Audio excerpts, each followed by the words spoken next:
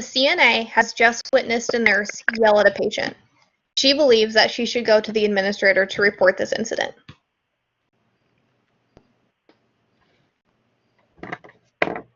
Hello, this is Morgan, administration. How may I help you?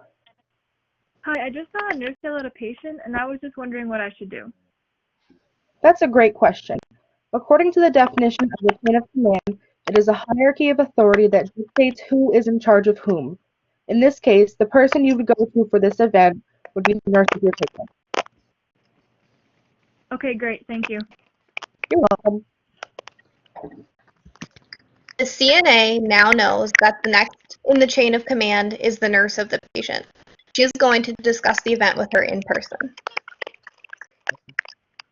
Hi, are you the nurse for Mrs. Smith? Yes, I am. Did something happen? Yeah, I saw a nurse yell at your patient for not moving fast enough. I went to administration, but they told me the next person in the chain of command is you, the nurse of the patient. That is correct. Thank you for coming to me. I believe that this event should be taken up with the charge nurse, who is the next person above me. The wrongdoing of another nurse. The nurse and the CNA are going to talk with the charge nurse to see what they do. The CNA witnessed another nurse verbally abuse my patient. What should I do? Thank you for coming to me.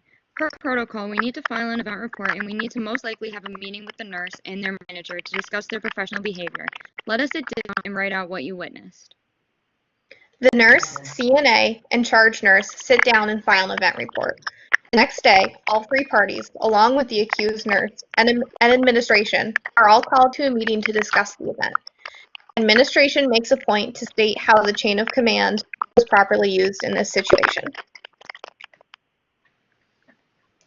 So I was a CNA, and I have one of the lowest positions on the chain of command. If I were to witness something happening, I would go to the nurse of the patient.